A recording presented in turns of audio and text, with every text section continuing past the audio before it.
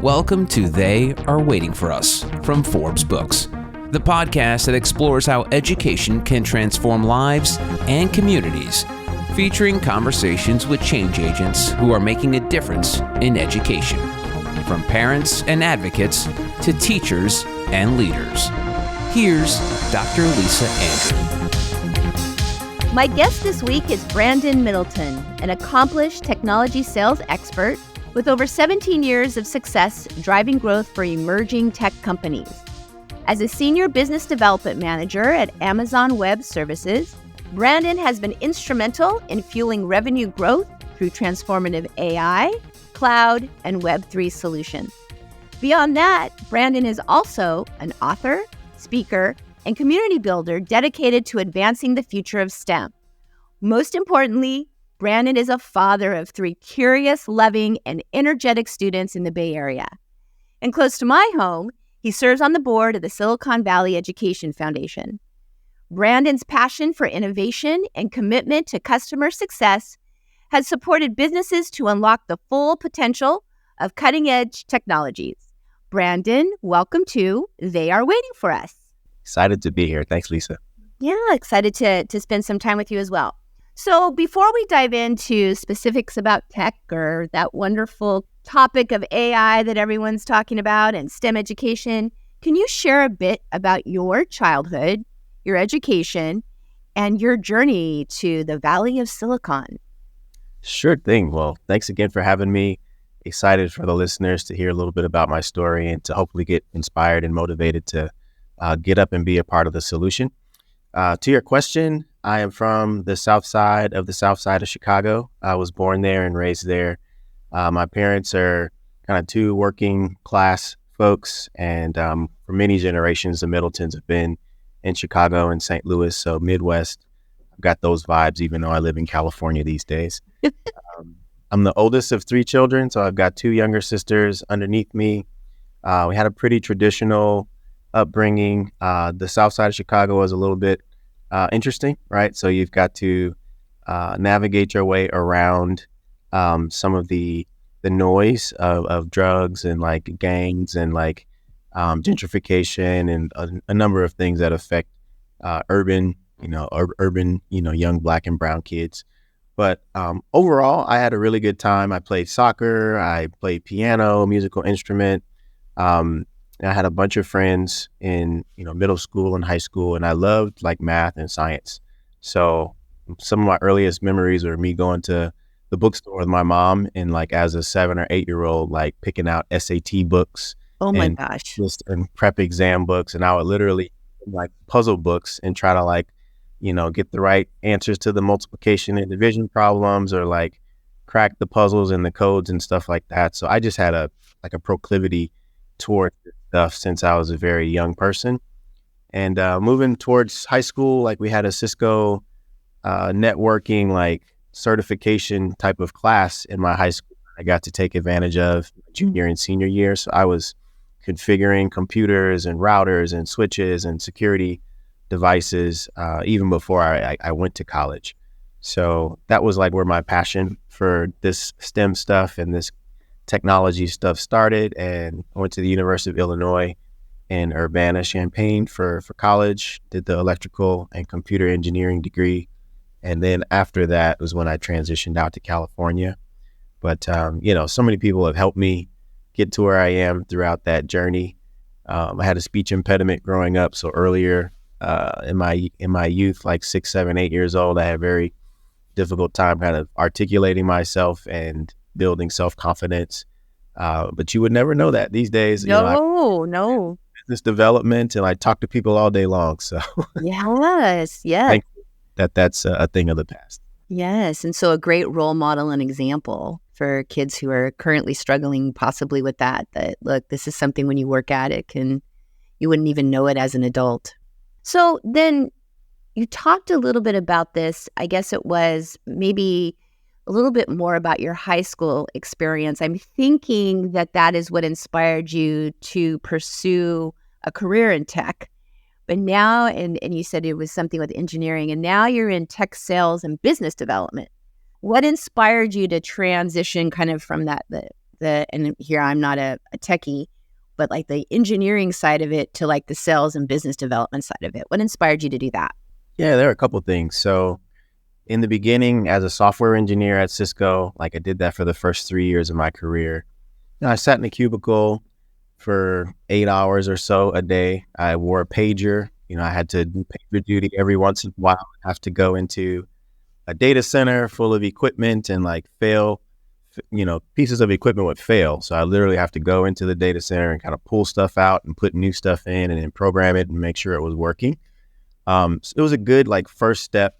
I used some of my coding skills that I had learned in college, but it was very insular. So being in a cubicle, I was 21, 22 years old, and like the next closest person in age to me was like 40 something years old. So I was like the little baby on the team for a while. And I had friends who were fresh out of school who were in this other role called sales engineering. And it sounded like they were having a lot more fun than I was having. Honestly, they were in front of customers. They got to dress fancy. They got to, take clients out for dinner sometimes. So I started, in my second year of software engineering, starting to transition my thoughts to what would it take to become like a sales engineer, somebody who could get out of the building, speak with customers. So I made that transition after 3 years of like development and coding, kind of moved over. And for the next like 6 years, I was in that like sales engineering type of role. And it was more, I could bring more of my personality to work. It wasn't just tech branding, but it was a little bit more social branding and like strategy and do technology in service to something a little bit bigger than just the tech. Like I was solving a customer challenge and like a business problem that was on the table through kind of the portfolio of things that I sold. And that felt, really fulfilling. So that was reason one. And then reason two is just capitalism. Like I Oh, that's okay. yeah, I was literally on a team with like a 26-year-old guy who made over $1 million because we had a large client. A lot of Cisco equipment got sold into this client. And just by virtue of me being in the role of a technical kind of sales engineer and Right. not in the role of like the account manager, I didn't have these crazy accelerators as part of my compensation plan. So you got a guy who was younger than me, did probably less work than me that year, made 4 times as much as me. Yeah. I was like, this is never going to happen again. So I had to like roll this up. And I ended up going to business school part-time at UC Berkeley in their evening and weekend MBA program. So shout out to all the Cal Bears that might be listening to this thing. And I started to transition from pure technical roles for my career to something that was more on the account management, business development, partnerships side that had some commissions and some variable compensation as part of it. Yeah. Smart. You're like, okay, this is what got here, saw what the landscape was like, and this is where it's at. As you know, currently, practically every organization is very much interested in diversifying its workforce. There's a lot of really amazing DEI initiatives and focus on that. So when you first arrived in Silicon Valley and as that young engineer, then moving into sales, what was the tenor and how did you fit into that, into growing that kind of diversified workforce? Were they interested in that? Were you the only person of color? Did it grow? I mean, I'm thinking that over looking and knowing a little bit about your age, you maybe have seen the birth of this and have seen it progress. So what was that like for you entering? And then where have you seen it go since? Yeah, sure thing. It was like a little bit of culture shock. South side of Chicago is primarily Black. I didn't have to go too far. I would see Black people every day, like all the time. I played soccer with a lot of Latinx folks growing up. And like there's pretty white, Black, and Latinx is what I was used to. And then when I got to the Bay Area, you literally could go weeks without seeing an African-American person. And then if you go into tech, right, that's even more challenging to find. So when I got here, it was a little bit of like, wow, there are places where this diversity that I'm used to it isn't there. But then at the same time, I was exposed to other cultures. Knew very little about Vietnamese culture or Indian culture or Korean culture. There's so many kind of Asian cultures that were just like blanket Asian and not like their particular country or their particular set of customs that was foreign to me. So I appreciate it when I came to the Bay Area to be able to take that in. But to your question, like this was 2005, 2006, before Twitter had their building on Market Street in San Francisco, and like the gentrification of San Francisco started to happen, and like the prices would rise and people would be displaced. So this was all a little bit before that. And DEI was an outpouring or an output from those social issues that started around 2007 or 2008. So in the beginning, I just felt blessed to have a job because I was making like more money than my parents, and like I had graduated school and the iPhone was just about to come out. So I was focused, like when I wasn't working for Cisco, on like entrepreneurship and building iPhone apps. And the diversity issue didn't start to even come into my psyche really until about 2008, 2009. I'm going to these meetups for iPhone development and like just seeing how male and seeing how, predominantly white, and seeing how the community, if you don't have it, when you try and fail at something without a big brother or a big sister to kind of put their arm around you and tell you to keep going or tell you how to like optimize the way that you go about your work, you're more prone to just kind of give up. A number of people who came to the Bay Area after me from Atlanta or from New York or from Chicago or from other places that were not necessarily able to find their tribe or find their community, they would boomerang 2 years, 3 years after landing right back home and maybe do something a little bit different than what they had intended on doing when they came to Silicon Valley in the first place. So for me, I was fortunate, in my kind of building of the iPhone stuff. I was also tapping into the other side of my brain.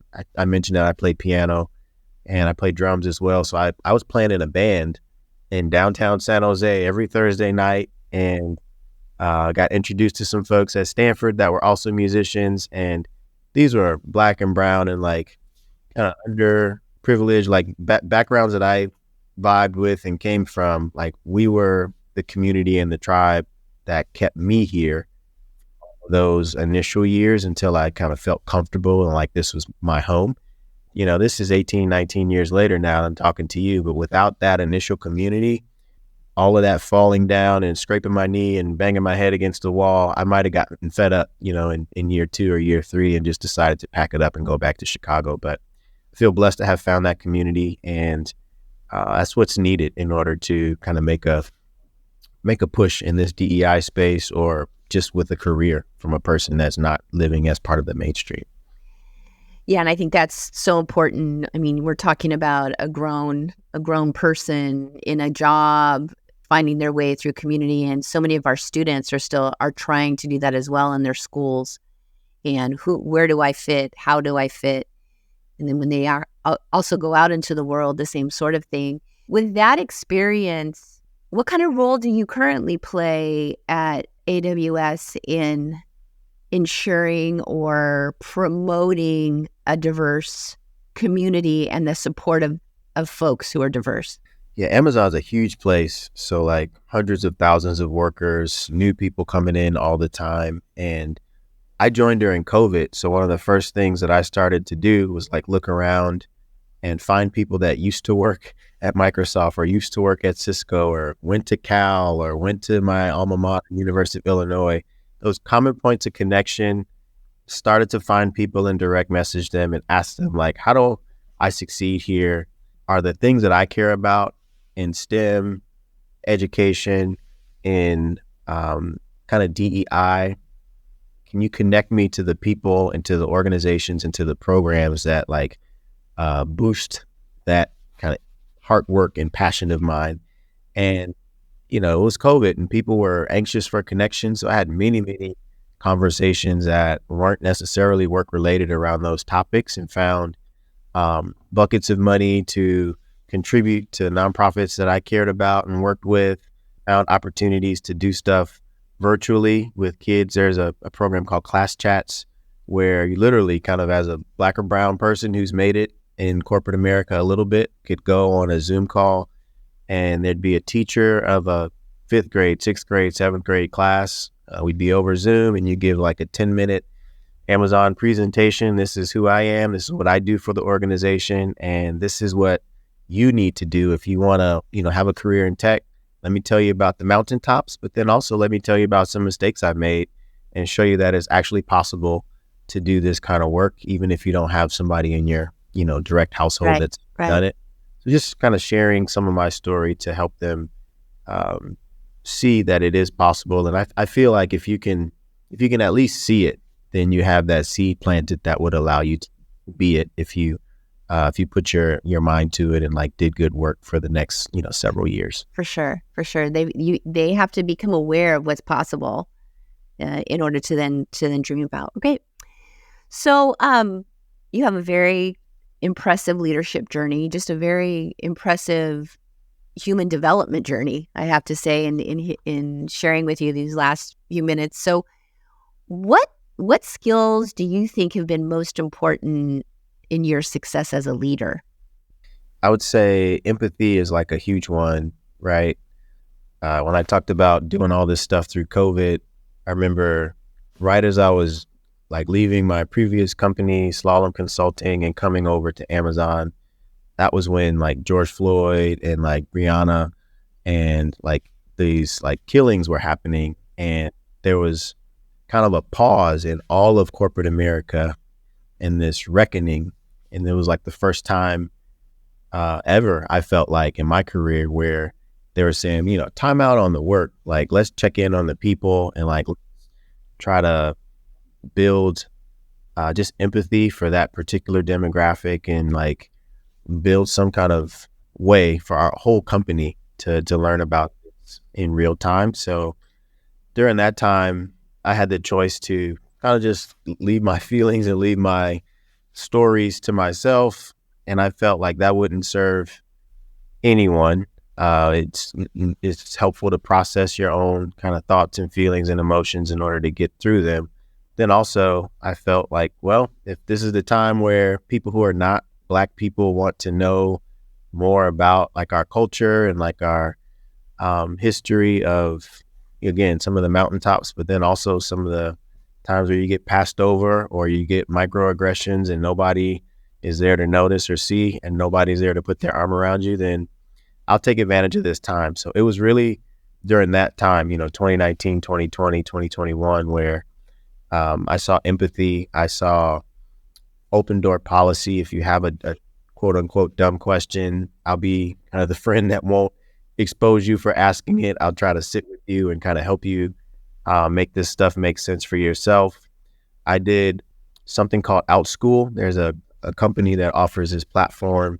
I did a class for like 6th, 7th, and 8th graders on OutSchool about how to understand what was happening from a racial perspective in the country at that time. And like kids, parents would like log on with them to like make sure that, they were understanding the concepts right, that they kind of felt my side and I could hear their side. So all of that stuff, I think, helped to craft and create a better leader. So when I deal with people today or kind of work with my colleagues, internal or external clients, it's usually about the people first. How are you doing? Like before we talk about the business or the strategy or any of that stuff. And I think when people feel seen and when people feel included in the decision making or at least considered, you get better outputs, you get kind of more retention, less turnover, you get just better business results when you put first things first. And that's a little bit of like how I've started to and continue to craft kind of my leadership style with people. Things will change, I know we're just probably right around the corner from something else shaking up the world or like something else that we haven't expected or a curveball, but just adaptability and leading with that empathy and understanding up front so that people feel like I'm in this with them and they're not doing it alone. Right, right. Not a piece of software, not, GChat or all those other things that we can get involved in, but just the pure humanity of it all. So, Brandon, when you get to my age, you reflect on the impact of your career. All right. And while you're much younger than me, how has your role at AWS provided a path for you to make an impact on emerging technologies like AI and Web3? Yeah, that's literally like the thing that I do right now is business development manager for emerging technologies. So any of this new stuff that people are playing with, I think ChatGPT kicked off the kind of AI infatuation like worldwide. These large language models and these companies that have been working on this stuff for like the last 3 to 5 years sit in a pretty cool position, pretty powerful position, honestly. And they've got the keys to the castle in terms of what information will be, given to kind of the masses, and like how that information will be used is more important. They said like information is like more valuable than oil and like gas. Natural resources are second place to like this digital kind of information as a resource. So I'd look at the way that we kind of govern this stuff, look at the regulation that doesn't exist and the regulation that does exist, and seeing how antiquated some of it is and doesn't necessarily fit the time that we're in.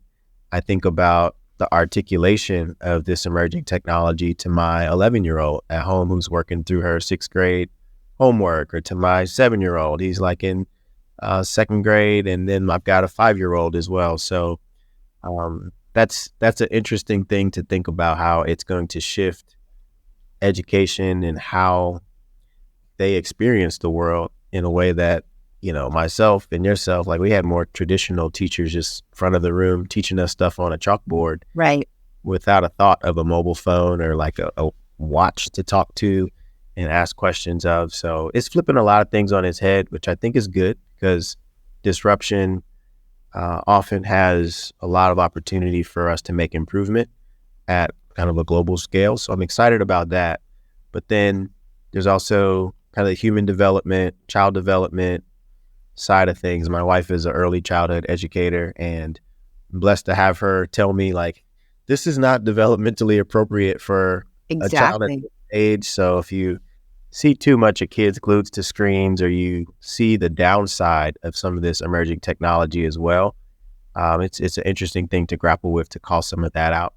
And I think that it's got to be kind of a joint venture between kind of public sector, regulators, lawmakers, us in corporate America who are kind of pumping out some of this technology, and then communities and families who are going to be responsible for whether their kids have access unlimited to all of this stuff, or every once in a while, or like not at all for some of those that, don't have all of the resources that we have, like in Silicon Valley, for example. So at Amazon, like my job is to work with startup customers that are building some of this stuff. So I typically have 2 guys or gals in the garage that have started an idea and are starting to grow their product or their business. And it's a really exhilarating and exciting job when everything is going up and rising. But over the last like year and a half, we've had this economic tightening within AI and within the Web3 and crypto industry. Regulation is not there. So there's a little bit of ambiguity about what an entrepreneur today can do or cannot do, that's legal or illegal. So business school and undergrad equipped me well for this stuff, but you got to give it up for the entrepreneurs and the people who are bold, heck yeah, courageous enough to like be in this. Put it out there, yeah. And they got something and they're throwing it off. That's right. And some of it is flying and a lot of it is falling. So yeah, but you're not going to know what it's going to do unless you throw. You got to give it a go. Yeah, yeah. Do you think there was anybody missing at the White House when they were talking about AI? I mean, all the AI tech folk were there. Do you think that there was anybody missing at the table, or it needs to be a different table or a combined table? But what did you make of all that yesterday? It's a one-time thing when you convene a bunch of like leaders from a particular industry. I'm more in favor of like a sustained conversation. And I know like, you can't have a 2.5 week summit, at the, in Washington, D.C., but like literally we have to have multiple conversations about this stuff in the same way that a company has a marketing campaign to bring awareness to something, to kind of, there's this funnel where humans go from like aware of something to like, okay, I actually want this thing. And then wanting it turns into very tactical actions that they take to acquire a skill, to buy a product, or to do something. It can't be a one-time thing. And I think the interaction needs to be super short and super periodic. So like every X number of weeks, we need to convene, again, those three pillars, like the community and families, the kind of public sector, like regulators, lawmakers, policy people, and then the actual companies. So one of my good friends who's a CODA, a child of deaf adults, always says that you should never like do something or talk something about us without us. So like those three pillars, I think, always need to be working together, because if you come up with something and you put it on the books without a particular piece of the puzzle being considered, then it's not going to work for everybody. And if you live in a democracy where stuff has to like work and scale to everybody, then that's like the best and the only way to do it, in my perspective. If you were there yesterday, what would you have said? I mean, this stuff is very new. I think you've seen a number of the CEOs from the AI companies talk about, we need to be regulated. We need like oversight. But the problem is that y'all are the ones with the PhDs and have gone to the lengths that you've gone to understand this stuff. And if I'm a career policy person or like a political person, I've spent my time doing other things for like the last 15 years. It's not an easy problem. It's a hairy one, but I think you've got to have something that you can point back to say this is the law or this is like the regulation. And for Web3 and crypto, we've seen Singapore and London and Dubai and other jurisdictions come out with actual policy that we don't necessarily have here in the United States. And the same thing is going to come for AI as well. So it's baby steps, it's early stages for this stuff right now, but I do want to see us work in a coordinated fashion. And another dynamic of the AI races right now is that there's this fear of missing out. So if a company comes out with something prematurely, they'd rather get it out without it being perfect. Just get it out there. Mm-hmm. The revenue opportunity and right. like the capitalism oxygen that we all breathe. They're like, well, if I take too long to get this even out, then my competitors are going to beat me to market with it. And when you're talking about misinformation, disinformation, safety of kind of children and like pre-adults, it's like hard to put a price tag on getting it right for this stuff when you do the long-term consideration of it. So yeah, I would love to see us slow down a little bit, still give the markets ample opportunity to make money and do business with this stuff. But I'd rather not be rushed into this. Right, just to do that. So thank you for sharing about your background and your professional experience. I know I've learned a lot. I've also learned some new vocabulary. So that's always good for... Ask me anytime. I got the teacher in me is always like, oh yeah, what is he saying there? So thank you very much for sharing that. Well, hang on, Brandon. We have to stop here. But coming up in the second part of my talk with Brandon Middleton, a senior business development manager at AWS, Brandon shares how he thinks tech companies can provide opportunities for students in STEM. I'd like to see tech companies lead in providing programs that allow communities to not just, benefit from the tech by using it, but like to benefit from the tech by being employed at the companies, by being able to, help their families and help their communities from an economic standpoint. as well as, being consumers of the tech and like users of the products. This has been They Are Waiting for Us. If you want to learn how to create economic opportunity through equal access to quality education and create an extraordinary learning environment focused on everyone realizing their full potential, go to drlisaandrew.com. They Are Waiting for Us is a production of Forbes Books.